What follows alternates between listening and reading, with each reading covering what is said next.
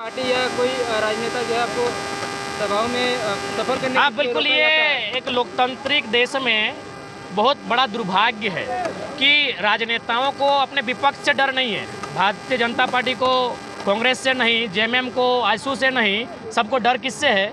जयराम महतो से। हमारी चुनाव जीतने या हारने से उन्हें डर नहीं है, उन्हें उस विचारधारा से डर है जो 23 सालों में उन्होंने जो एक व्यवस्था बना के रखी थी, उसे उस विचारधारा ने चुनौती दिया है। राजगंज में भी 3 बजे रात तक लोगों ने फील्डिंग की हमारी सभा में लोगों को आने से रोकने के लिए। अभी बाबूलाल मरांडी जी सभा कर रहे हैं, क्या आपने एक भी समाचार सुना है कि उनकी सभाओं में किसी ने व्यवधान उत्पन्न किया है? लोकतंत्र है, अपनी बातों को रखने के लिए सभी स्वतंत्र है। लेकिन आज राजगंज के बाद बागमारा की धरती में भी लोगों को यहाँ से आने के रोका गया। चौक चौराहे में लोग मॉनिटरिंग किए कि सभा में नहीं जाना है। तो कहीं ना कहीं ये लोकतांत्रिक लोकतांत्रिक देश में और लोकतांत्रिक प्रदेश में भी अपनी बातों को नहीं रखने देने के लिए ये रोकने की जो साजिश चली जा रही है, ये कहीं ना कहीं असंवैधानिक है। बेंगलोर में किस तरह का सभा है दादा? बेंगलोर में जो हमारे प्रवासी लोग हैं, मुख्यतः जो इंजीनियर्स लोग हैं, मैं एक लाइन बताऊंगा।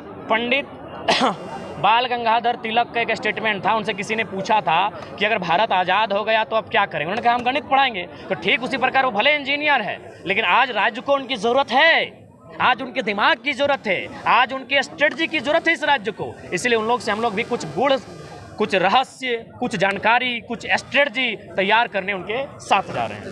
सुनने में आता है कि जो बांग्लादेश के लिए भी आपको आमंत्रण किया जा रहा है, क्या सही है? हाँ, ये भी सही है, लेकिन चूंकि वो अन्य देश का मामला है, वहाँ संस्कृति का विषय है। चूंकि बांग्लादेश संस्कृति के आधार पर ही अलग हुआ था भले, तो इसलिए वहाँ से भी आया था। लेकिन वहाँ के लिए हम लोग फिलहाल अपने राज्य में और हमारे जो राज्य के प्रवासी जहाँ है वहाँ भी हम लोग सभाओं को करेंगे। दादा, रामगढ़ के एक पूर्व विधायक प्रत्याशी है वो आपका मैं सवाल का उत्तर देना चाहूँगा कि आज एक कहावत है ना कि अगर आपको हाईलाइटेड होना है तो अच्छा काम करने वाले व्यक्ति को गाली दीजिए, आप उसके पैरेलल में हाईलाइट हो जाएंगे। तो अभी एक संकीर्ण और घृणित मानसिकता है। उनको बोलिए कि जो लोग सरकार में बैठे हैं उनकी आलोचना कीजिए, जो लोग विधायक सांसद बने हैं उनकी आलोचना कीजिए, जो लूट है भ्रष्टाचार है उस पर आलोचना कीजिए। जयराम महतो पे आलोचना तब कीजिएगा जब हम लोग कभी संवैधानिक दायित्व पर आएंगे, इसलिए उन पर बात मत कीजिए। वे लोग संकीर्ण घृणित मानसिकता के लोग हो सकते हैं, उनसे हमारा कोई वास्ता नहीं है। वे लोग भी फले फूले, हमारी शुभकामनाएं। शिक्षा को लेकर सवाल है, दिल्ली का सरकारी स्कूल देखिए बहुत बड़ा है, लेकिन झारखंड का नेता सरकारी स्कूल छोड़ के अपना स्कूल खोल रहा है, इस पर क्या कहेंगे? देखिए,